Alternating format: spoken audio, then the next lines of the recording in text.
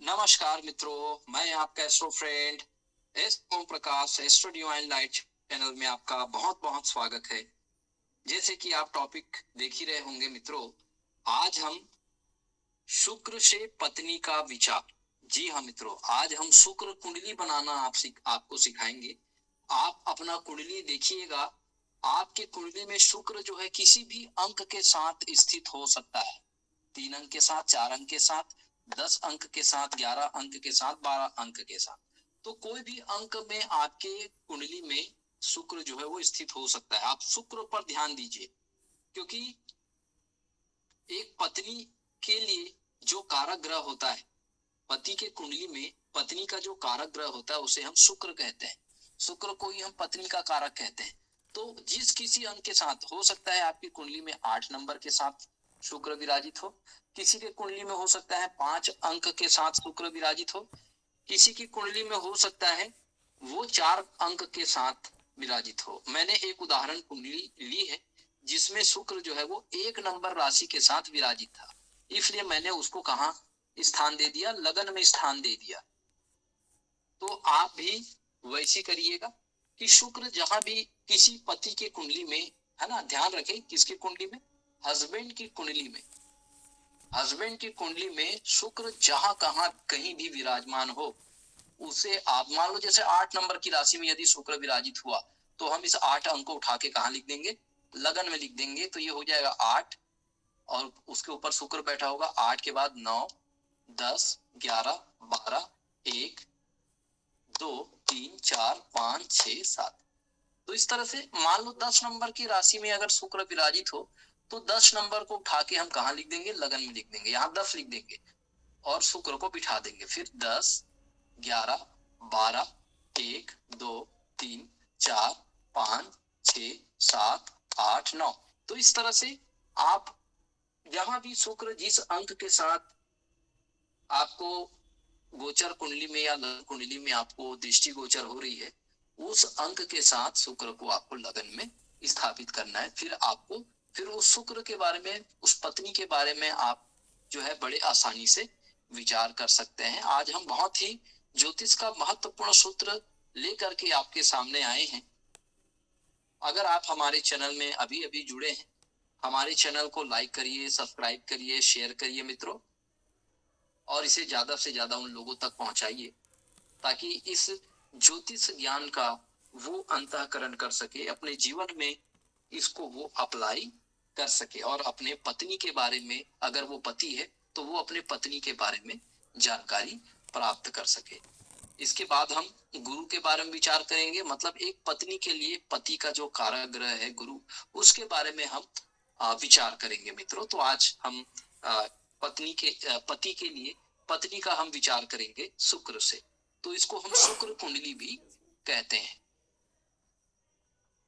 तो चलिए हम शुरू करते हैं। अगर शुक्र को अगर लगन में हम स्थापित कर दिए, अब शुक्र का मतलब पत्नी, अब इसको हम पत्नी से संबोधित करेंगे।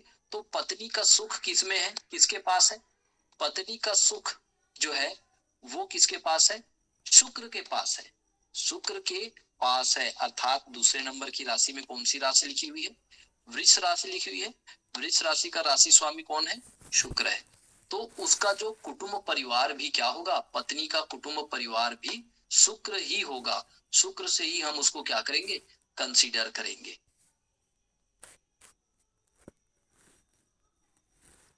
शुक्र का, क्योंकि ये शुक्र का पत्नी का बैंक बैलेंस का भी भाव हो गया, ये पत्नी का कुटुंब परिवार का भी भाव हो गया, ये पत्नी का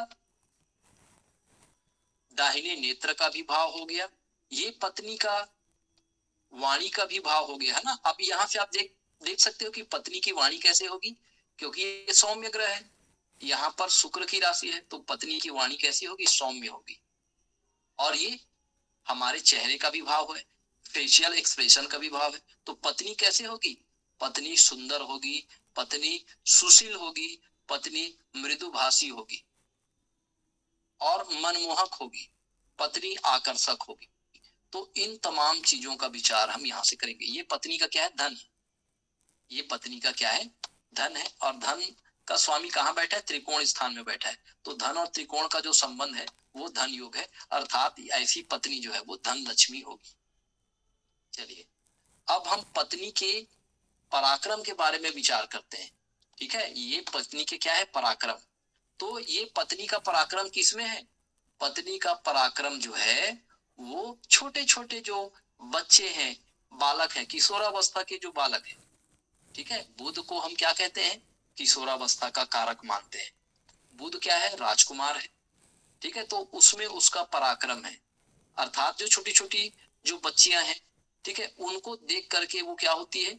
वो बहुत ज्यादा ऊर्जावान होती है। उसके चेहरे में क्या आती है? एक तेज आता है। उसके अलावा ये पत्नी का क्या है? एफर्ट का भाव है। ठीक है, पत्नी का प्रयत्न का भाव है। तो अब इस तीसरे भाव में किसका इन्वायरमेंट है? बुध का इन्वायरमेंट है।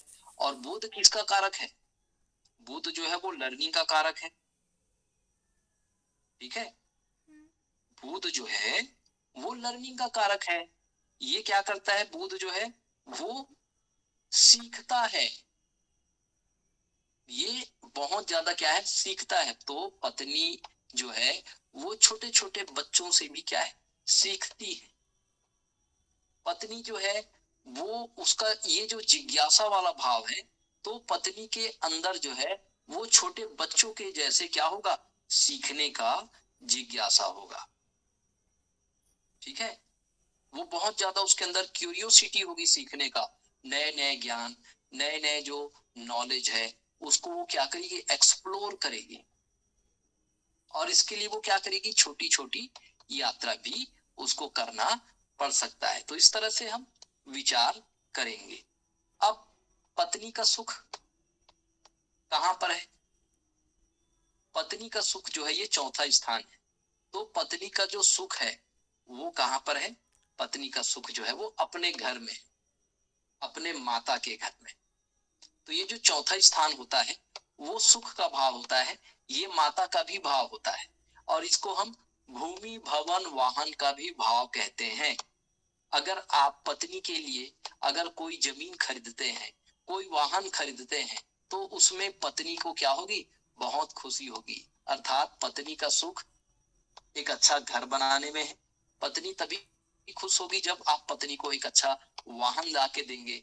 पत्नी की खुशी है जब आप अपने सासू माँ का सम्मान करेंगे, तो निश्चित रूप से पत्नी को क्या होगी? खुशी होगी। तो ये पत्नी का जो सुख है वो कहीं ना कहीं ये चौथे भाव से हम उसको देखते हैं। अब पत्नी का ज्ञान, पत्नी का संतान, पत्नी का विद्या, इसके बारे में हम पंचम भाव से विचार करते हैं। तो ये सूर्य है। सूर्य क्या है? सूर्य ज्ञान का कारक है। तो पत्नी का जो ज्ञान है वो कहाँ पड़ा हुआ है? सूर्य के पास पड़ा हुआ है। तो पत्नी अगर सूर्य का आराधना करती है तो निश्चित रूप से भगवान सूर्य देव की कृपा इनके ऊपर होती है। अगर वो गायत्री मंत्र का जाप करती है या आदित्य हृदय स्तोत्र का ज्ञाप जब वो जाप करती है तो निश्चित रूप से भगवान सूर्य की कृपा इनके ऊपर होती है। पत्नी जो है वो धार्मिक स्वभाव की होती है। पत्नी ज्ञानवान हो सकती है, पत्नी विवेकवान होती है, पत्नी चतुर होती है। तो इस तरह से ये जो 5 नंबर की जो राशि है, और पत्नी जो है वो वेद शास्त्रों का या वेद शास्त्रों में रुचि रखने वाली, धर्म शास्त्रों का अध्ययन करने वाली हो सकती है।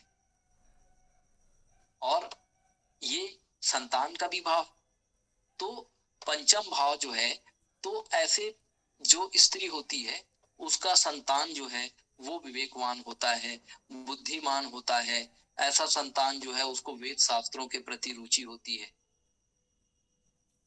ठीक है, तो और उनका पुत्र में सूर्य के समान क्या पाया जाता है? तेज पाया जाता है। उसके ज्ञान भी सूर्य के समान क्या होता है? तेजस्वी होते हैं। वो शुद्ध आत्मिक भाव वाले होते हैं, शुद्ध हृदय वाले होते हैं और प्रेमी स्वभाव के होते हैं। चलिए अब पत्नी का जो छठवां भाव होता है ये रोग रिपु ऋण का भाव है। अब पत्नी का रोग रिपु ऋण कौन है? पत्नी का जो रोग रिपु ऋण है वो क्या है? उनके शत्रु हैं। अब यहाँ पर कौन सी राशि लिखी हुई है? बुध। ठीक है, तो बुध का कन्या राशि, तो कन्या राशि वाले जातक जो हैं इनके क्या होते हैं? शत्रु होते हैं। ठीक है, तो ऐसे जो जातक है वो कहीं ना कहीं इनको क्या करते हैं? परेशान करते हैं। तो ये जो 6 अंक की जो राशि है, तो 6 अंक की राशि निश्चित रूप से इनके क्या होते हैं? शत्रु होते हैं। तो कन्या राशि वाले जो जातक होते हैं वो इनके जीवन में संघर्ष को बढ़ा देते हैं। ठीक है, तो उनकी वजह से ये काफी संघर्ष करते हैं, और जब ये संघर्ष करते हैं हो सकता है ऐसे जातकों के संपर्क में रहने से ये बीमार हो जाए, उनकी निगेटिविटी से ये बीमार हो जाए, उनकी वजह से हो सकता है इनको चोट चपेट एक्सीडेंट भी होना पड़े, या कोई बड़े कर्ज में भी ये डूब सकते हैं ऐसे राशि वाले जातकों से। तो ऐसे राशि वाले जातकों से इनको क्या करना चाहिए? बहुत ही ज्यादा सावधान रहना चाहिए। ठीक है, तो ऐसी जो जो पत्नी जो है उनको चाहिए कि वो गौ माता का सेवा करे, और गौ माता का सेवा करके जो है वो अपने दुश्मनों पर क्या कर सकते हैं? नियंत्रण कर सकते हैं। अपने दुश्मनों को भी वो अपने फेवर में कर सकते हैं। तो इन ग्रहों का वो उपाय करके वो अपने दुश्मनों को भी अपने वश में कर सकते हैं। और ऐसे जातक जब उनके आलोचना करने वाले बढ़ जाते हैं, जब उनके कमियां निकालने वाले बढ़ जाते हैं, तो ऐसे जातक जो है, ऐसे जातिका जो है, वो अपने अंदर आत्म सुधार करते हैं और अपने कमियों को दूर करके वो जो है एक अच्छा कॉम्पिटिटर बनता है, और एक बड़े से कंपटीशन एग्जाम को क्वालिफाई करके वो जीवन में क्या करते हैं? सफलता प्राप्त करते हैं। क्योंकि ये जो ऐसे जो जातक होते हैं ना, उनको संघर्ष बहुत ज्यादा करना पड़ता है, और संघर्ष और प्रतियोगिता जब बढ़ जाता है तो प्रतियोगी परीक्षा में इनको सफलता भी प्राप्त होती है। इनका दृढ़ विश्वास बढ़ जाता है, इनका आत्मविश्वास बढ़ जाता है, इनकी इच्छा शक्ति बढ़ जाती है, क्योंकि यहाँ पर मंगल भी है और शनि भी है। मंगल इनको दृढ़ इच्छा शक्ति प्रदान करता है और शनि इसको हार्ड वर्किंग इन नेचर बनाता है। तो दृढ़ इच्छा शक्ति और हार्ड वर्किंग इन नेचर से कोई बड़े प्रतियोगी परीक्षा में ये क्या हो सकते हैं? सफलता प्राप्त कर सकते हैं। ठीक है, अब पत्नी का जो पार्टनर होता है, पत्नी का भी पार्टनर जो होता है वो बिल्कुल उस पत्नी के ही अनुरूप होता है, क्योंकि यहाँ भी तुला राशि का शुक्र होता है। तो ये तुला राशि का शुक्र जो होता है, तो इसको पार्टनरशिप में क्या होता है? बहुत ज्यादा इसको क्या होता है? फायदा होता है, बहुत ज्यादा इसको लाभ प्राप्त होता है,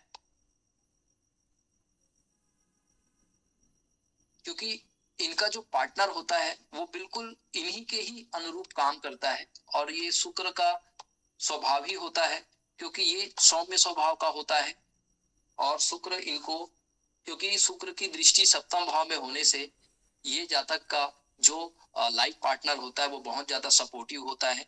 ऐसे जातक जो होते हैं वो इसके हर क्षेत्र में इसका जो लाइफ पार्टनर है इसको क्या करता है? सपोर्ट प्रदान करता है। इसकी लाइफ पार्टनर ही इसकी क्या होती है? शक्ति होती है, इसकी ताकत होती है, इसकी प्रेजेंस जो है एक ऊर्जा इनको प्रदान करते हैं, ताकि ये जीवन में हर तरह से ये सफलता प्राप्त कर सके। ठीक है, इनके अंदर बहुत ज्यादा साधना शक्ति पाई जाती है, और ये जो है बहुत ज्यादा न्यायप्रिय भी होते हैं, क्योंकि सप्तम भाव में शनि महाराज उच्च के हो जाते हैं। और ये जो है साधना करते हैं, ये प्राणायाम करते हैं, ये जीवन में हर तरह से, हर तरीके से ये सफलता प्राप्त करते हैं। और इनके पति काफी सहयोग एवं मददगार होता है। पत्नी का जो दुख होता है ये कुंडली का अष्टम भाव होता है। तो पत्नी का जो दुख होता है वो मंगल की वजह से होता है, क्योंकि मंगल इस कुंडली में लग्नेश भी होता है। तो लग्नेश में अगर ये शुक्र जो है वो महाराज बैठे हुए हैं, तो ऐसे जातक जो है वो अपने जीवन में ससुराल में बहुत ज्यादा ये क्या करते हैं? ये दुख और तकलीफ जो है वो प्राप्त करते हैं। लेकिन यही दुख तकलीफ जो है वो इसको उस परमात्मा से क्या करता है? कनेक्ट करता है। वो परमात्मा की खोज में लग जाता है। ये इनकी रुचि जो है वो ऑकल्ट साइंस में हो जाती है, इनकी रुचि जो है वो धर्म कर्म अध्यात्म में हो जाती है। ये साधना करते हैं, और साधना करके ये उस परमात्मा तत्व की खोज में ये लग जाते हैं। और चूंकि यहाँ पर शनि को कारक रखा गया है, शनि को हम कालपुरुष की कुंडली का दुख कहते हैं। और कोई भी स्त्री के लिए उसका ससुराल जो होता है वो ऐसा माना जाता है कि वहां पर जाके कहीं उसको दुख ना मिले। इसलिए यहाँ पर शनिदेव को पहले से ही शास्त्रकारों ने क्या रखा है? यहाँ पर कारक रखा है, ताकि जो है वो उस दुख में भी रह करके वो क्या कर सके, साधना कर सके, उस परमात्मा की खोज में वो लग सके। तो क्योंकि दुख हमारे जीवन में इसीलिए आता है ताकि हम उस परमात्मा की खोज में हम क्या हो सके, लग सके, उस परमात्मा की भक्ति हम कर सके, ताकि वो भक्ति की शक्ति से हमें उस दुख को झेलने की शक्ति आ जाए, उस दुख को झेलने का हमारे अंदर सामर्थ्य पैदा हो जाए। और यही तो वो दुख है जो हमें एक कटु अनुभव देता है, और यही कटु अनुभव जो है हमको जीवन को कैसे जीना चाहिए इसकी हमको क्या देता है, सीख प्रदान करता है। तभी तो हम आने वाले जनरेशन को अपना अनुभव शेयर कर सकते हैं, अपना अनुभव बांट सकते हैं, हम उनको ज्ञान दे सकते हैं। इसलिए इसको हम ज्ञान का भी भाव कहते हैं, क्योंकि जब हमें कटु अनुभव होता है जीवन में, जब हम धोखा खाते हैं, तभी हमारे अंदर क्या आती है, बुद्धि आती है, हमारे अंदर ज्ञान आता है, हमारे अंदर अनुभव आता है। चलिए, अब ये जो जातिका है उनका जो ये जो नवम भाव है वो इसके लिए क्या हो जाएगा, ये इसके लिए लंबी धार्मिक यात्रा का हो जाएगा, इनका भाग्य। तो अब इस जातिका का जो भाग्य है वो कैसे उदय होगा, गुरु की कृपा से। गुरु की कृपा मतलब गुरु कौन हुआ, एक पत्नी के लिए पति का कारक जो होता है वो गुरु। तो ये इनके पति के सहायता से, इनके पति के सहायता से इनका क्या होगा, भाग्योदय होगा। कोई हो सकता है गुरु दीक्षा ये ले सकते हैं, भाग्योदय के लिए ये लंबी धार्मिक यात्रा भी कर सकते हैं। तो लंबी धार्मिक यात्रा जैसे कि ज्योतिर्लिंग का यात्रा हो गया, 12 ज्योतिर्लिंग का यात्रा ये कर सकते हैं, वैष्णो देवी जा सकते हैं, तो बड़े बड़े शिरडी के साईं बाबा के दर्शन करने जा सकते हैं, सिद्धि विनायक जा सकते हैं, शनि सिंगापुर ये यात्रा करने जा सकते हैं। तो इनसे यात्रा करने से, लंबी यात्रा, लंबी धार्मिक यात्रा करने से इनका भाग्योदय होगा और भगवत कृपा की प्राप्ति होगी। चलिए, अब ऐसे जातिका का जो कर्म भाव है, कर्म भाव क्या है, कर्म भाव का मालिक क्या है, शनि है। तो ऐसे जातिका का जो कर्म है वो बहुत ज्यादा अनुशासित होगा, बहुत ज्यादा डिसिप्लिन होगा, बहुत हार्ड वर्किंग इन नेचर होगी, बहुत जुडिशरी होगी, बहुत ज्यादा ये न्याय प्रिय होगी, और ये बहुत ज्यादा ये सेवा भाव भी होंगे। गरीबों का सेवा करने वाला हो सकता है, कोई अनाथ दीन दुखियों का ये सेवा करने वाली हो सकती है, ठीक है, ये दान दक्षिणा है ना में रुचि रखने वाली हो सकती है, कोई चैरिटी से जुड़कर ये काम कर सकती है। तो इस तरह से ये जो शनि जो है वो इस तरह का इनको क्या करता है, इनको ये जो है प्रदान करता है। तो शनि महाराज की कृपा से ऐसे जो जातिका है वो बहुत ज्यादा वो डिवोटेड होते हैं, बहुत ज्यादा ये सेवा भाव होते हैं, और अपने सेवा भाव से ये जो है वो लोगों को प्रसन्न करते हैं, लोगों को ये खुश करते हैं, और लोगों के प्रति इनके मन में बहुत ज्यादा विश्वास पैदा हो जाता है, ये अपने सेवा से लोगों को बहुत ज्यादा प्रसन्न कर लेते हैं। तो इस तरह से शनि जो है इनको ये तमाम प्रकार के जो सुख है, ठीक है, सेवा हो गया, और इसके बाद ये सेवा से अपने जीवन में तमाम प्रकार के यश कीर्ति मान सम्मान ये सब ये ऐसे जाति का जो है वो क्या होते हैं, प्राप्त होते हैं।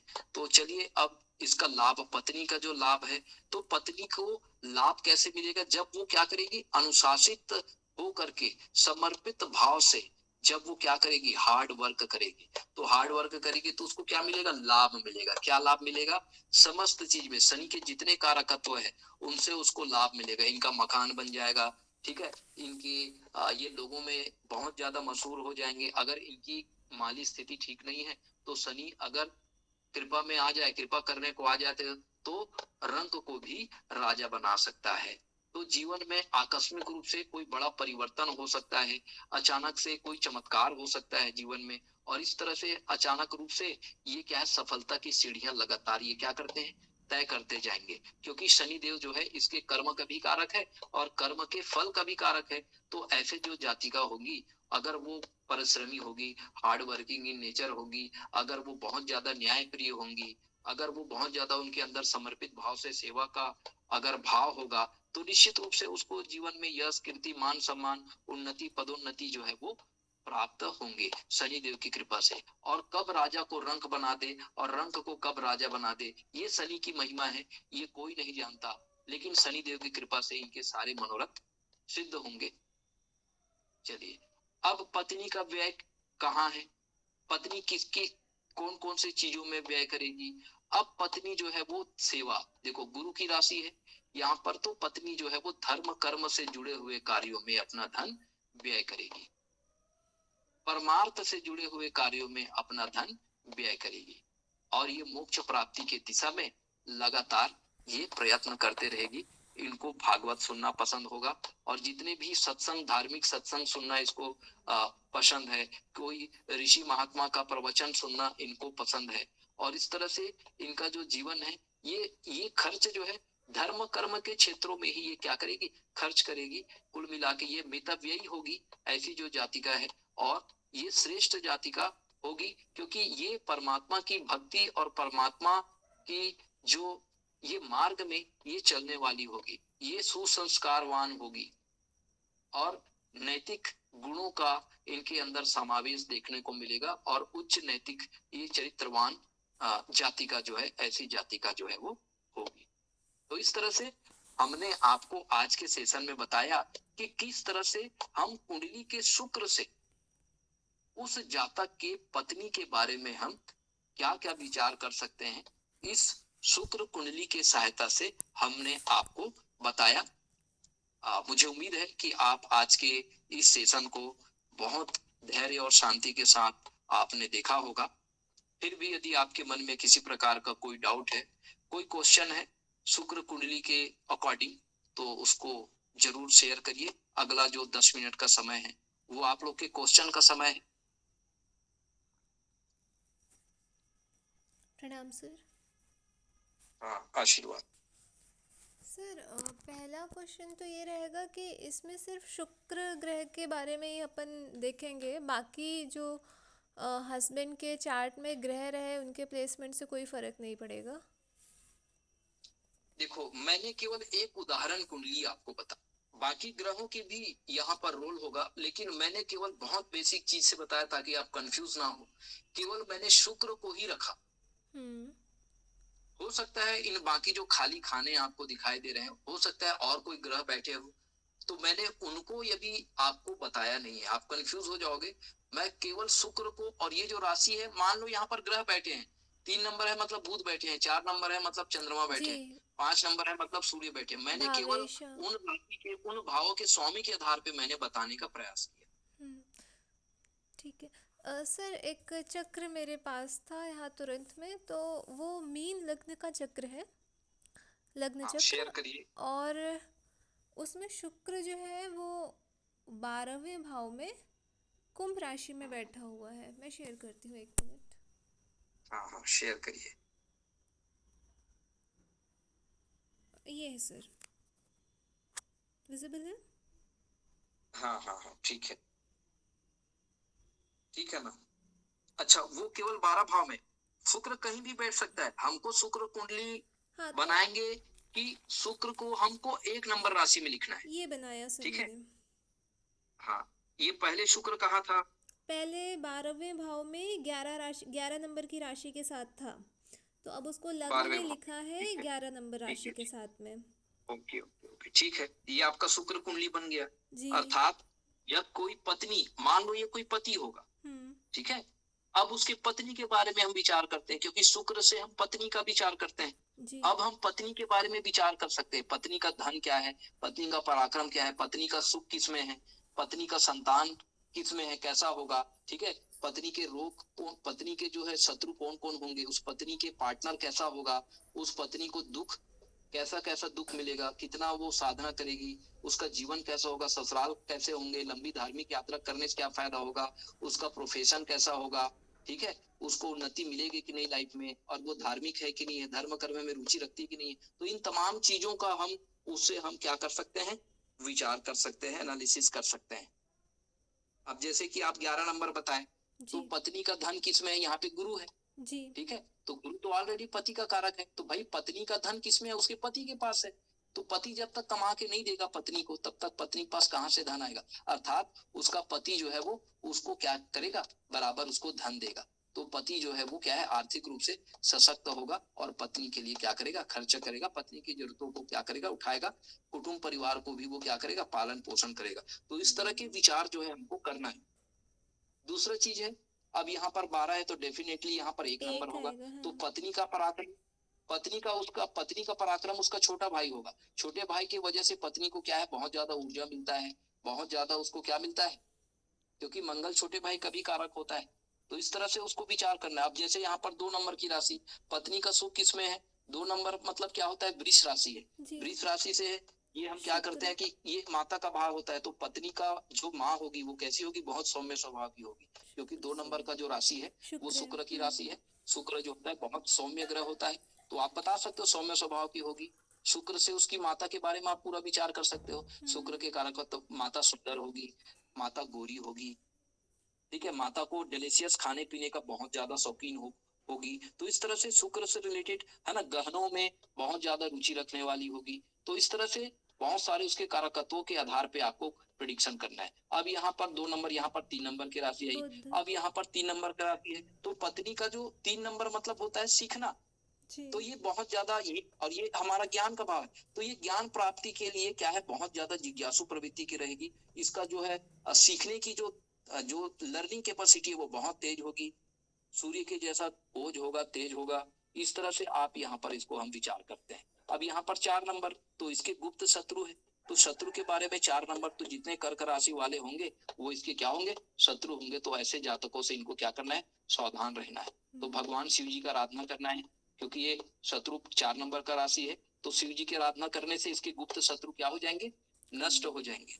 ठीक है। अब यहाँ पर डेफिनेटली 5 नंबर का आएगा, तो इसका ये पार्टनर का है। तो इसका पार्टनर जो है वो क्या होगा, थोड़ा सा गर्म मिजाज का होगा। इसका लाइफ पार्टनर जो है वो थोड़े थोड़े में गुस्सा करने वाला होगा, लेकिन बहुत ज्यादा क्या होगा, रॉयल स्टेटस होगा, राजा जैसा होगा। क्योंकि सूर्य का कारकत्व को आपको यहाँ पर वर्णन करना है। जी। बहुत ही नपे तुले शब्दों का भी ये प्रयोग करेगा। लेकिन कभी कभी इनका जो दाम्पत्य जीवन होगा वो थोड़ा सा क्या होगा, तनाव भरा रहेगा, क्योंकि शुक्र 1 लाख सेंटीग्रेड वाला ग्रह होता है, जो विवाह भाव में बैठ के तनाव पैदा करता है। पाप ग्रह यहाँ पर क्या है, तनाव पैदा करता है विवाह।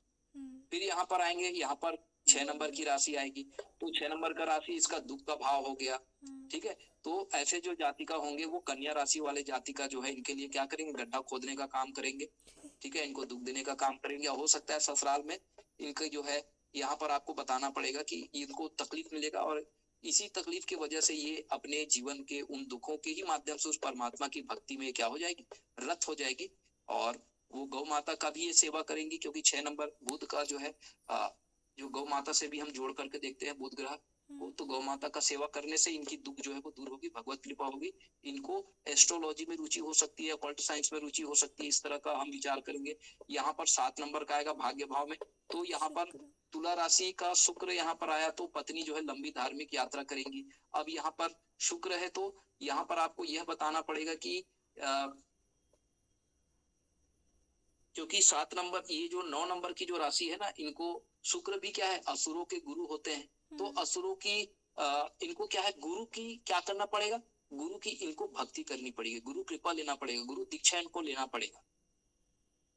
तो गुरु कृपा से ये अपनी लंबी धार्मिक यात्रा जो है वो पूरी करेंगे। क्योंकि ये शुक्र का राशि है, शुक्र का गुरु क्या करता है, ये असुरों का गुरु है, ये थोड़ा सा निगेटिव भी हो जाएगी। हो सकता है कुछ पाखंडों में भी ये फंसने का इनका क्या है, संभावना है। और कुछ पाखंडियों के चक्कर में फंस कर भी अपना समय और धन का क्या कर सकते हैं, नुकसान कर सकते हैं। तो इनको सावधान रहने की जरूरत है, क्योंकि शुक्र जो है एक असुर ग्रह है ना, शुक्र को हम असुर ग्रह मानते हैं। तो इसमें कुछ निगेटिविटी भी इनके अंदर जो है वो देखने को मिल सकता है। तो इस तरह से अब यहाँ पर जाहिर सी बात है, 7 नंबर की राशि आई तो यहाँ पे 8 नंबर, तो मंगल के कारकत्व इसके प्रोफेशन भाग में देखने को मिलेगा। हो सकता है ये पुलिस विभाग में हो सकती है, हो सकता है ये बहुत ऊर्जावान हो अपने कार्य क्षेत्र में, हो सकता है ये आर्मी ऑफिसर हो सकता है ये सिविल सर्विस एस्पिरेंट हो सकता है ये कोई लीडिंग कैपेसिटी इसके अंदर बहुत ज्यादा हो, समाज को लीड करने वाली हो।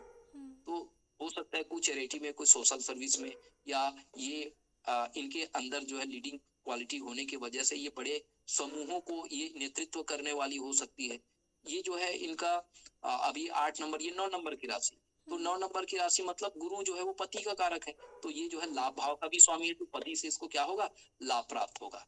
ठीक है, जी। तो अब यहाँ पर डेफिनेटली 12 शनि। 12th हाउस में कितना नंबर आएगा, 10। 10 नंबर। अब ये 10 नंबर आएगा मतलब ये शनि का राशि है, जी। अर्थात ये तो है ही बहुत ज्यादा डिवोटेड होगी, क्योंकि शनि यहाँ पर मोक्ष का भी कारक होता है। तो जिसका जो द्वादश भाव है, शनि को क्या चाहिए, शनि को तो कुछ चाहिए भी नहीं, तो ये क्या है, बहुत ज्यादा दान धर्म और सेवा के कार्यों में ये क्या लेगी, रुचि लेगी, है ना। शनि मोक्ष का भी कारक है। यहाँ पर जब शनि 10 नंबर की राशि आ जाए तो ऐसे जातक जो है उसको किसी भी चीज का लालच नहीं होता, इसको हमेशा सब चीजों को त्यागने का मन करता है, क्योंकि जो आदमी अपने विकारों को, जब तक अपने मनोविकारों को नहीं त्यागेगा तब तक उसके अंदर ज्ञान की प्राप्ति जो है वो संभव नहीं है। इसलिए वो अपने सारे ऐप को वो क्या करेगा, रिलीज कर देगा। वो जितना एक्यूमुलेट किया है अपने लाइफ में उन सब चीजों को क्या कर देगा, रिलीज कर देगा, और उसके अंदर आध्यात्मिकता का क्या होगा, भाव पैदा होगा। फिर वो मोक्ष प्राप्ति के दिशा में लगातार वो अग्रसर होगा, परमात्मा की भक्ति में वो तल्लीन हो जाएगा, और उसी से ही उसको ज्ञान प्राप्त होगा। तो इस तरह से हमको उस पर्टिकुलर पत्नी के बारे में, ठीक है, शुक्र कुंडली का मतलब है पत्नी के बारे में, धन से लेकर के व्यय भाव तक क्या क्या विचारणीय पक्ष है, उसको हम इस राशि अंक के माध्यम से हम उसको क्या कर सकते हैं, ज्ञात कर सकते हैं। हाँ, हम इसे शत्रु को भी जान सकते हैं कि पत्नी का शत्रु कौन कौन से राशि वाले हैं, तो ऐसे राशि वाले से सावधान रहेंगे। पत्नी को कौन कौन दुख दे सकता है, तो ये राशि वाले दुख दे सकते हैं, तो इन राशियों से आप सचेत हो सकते हो, सावधान हो सकते हो। आपको खर्च कौन कौन करा सकता है, तो इस राशि के जातक आपके खर्चे बढ़ा सकते हैं। तो इस तरह से ग्रहों के अपने कारकत्वों के आधार पर कुछ शास्त्रकारों ने फल कथन किए गए हैं, जिसको हम क्या करते हैं, स्वीकार करते हैं। और इसी तरह हमको कुंडली का क्या करना चाहिए, एनालिसिस करना चाहिए, और इसको अपने प्रैक्टिकल लाइफ में भी हम इसको क्या करना चाहिए, अप्लाई करना चाहिए। तो इस तरह से जब तक हम प्रैक्टिकल लाइफ में इसको अप्लाई नहीं करेंगे, इसकी विशेषता और इसकी महत्व के बारे में हम भली भांति समझ नहीं पाएंगे। तो निश्चित रूप से जितने भी प्रकार के हमको एस्ट्रोलॉजी से जो नॉलेज मिलता है, जो शास्त्रों से हमको जो नॉलेज मिलता है, उसको हम अपने डेली लाइफ में जरूर उसको अप्लाई करके देखें, तभी उसकी प्रामाणिकता और प्रासंगिकता है। जी सर। जी अपराजिता जी। जी सर, धन्यवाद। जी, और किसी के मन में कोई क्वेश्चन है, इंदु मैडम? नो सर, बस यही पूछना था जो मैम ने पूछ लिया। चलिए, बहुत सुंदर। और इस चैनल को शेयर करिएगा उन जरूरतमंदों के पास जो जिनको इस नॉलेज की जरूरत है, क्योंकि नॉलेज की जरूरत सभी को है। बस हम थोड़ा सा एफर्ट लगाए, थोड़ा सा हम प्रयास करें, तो निश्चित रूप से ये नॉलेज जो है वो हमको प्राप्त हो सकता है। क्योंकि हमारे ऋषि मुनि और शास्त्रकार ये चाहते थे कि ज्योतिष को एक नए तरीके से लोगों के साथ या दुनिया के सामने वो रखना चाहते थे। जो कुछ भाग को हमने रखने का प्रयास किया, यदि आपके कोई सुझाव है या इसको और भी हम बेहतर रूप से इसको एनालिसिस कर सकते हैं, कोई नए तरीके से हम इसको एनालिसिस कर सकते हैं, तो आप सभी के अमूल्य सुझाव और विचार आमंत्रित है। इसी तरह से आप लोगों का स्नेह और आशीर्वाद हमारे चैनल को मिलता रहे। इसी शुभ और मंगल कामनाओं के साथ आप स्वस्थ रहो, आप मस्त रहो, परमात्मा आपकी मनोकामना पूरी करे। इसी ऊर्जा, इसी विश्वास के साथ एक नए टॉपिक के साथ फिर हम आपसे चर्चा करेंगे। आप हमें इजाजत दीजिए। नमस्कार। प्रणाम सर। हम सर। प्रणाम। प्रणाम।